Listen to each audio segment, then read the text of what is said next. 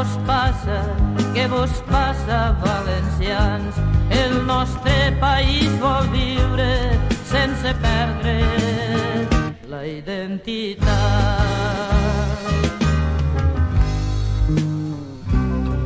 Era lliure i treballava el vell regne valencià, però vingueren uns homes i mataren aquell camp.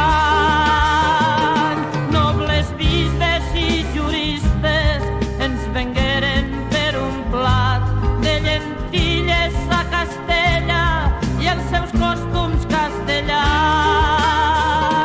Què vos passa, què vos passa, què vos passa, valencians? El nostre país vol viure sense perdre la identitat.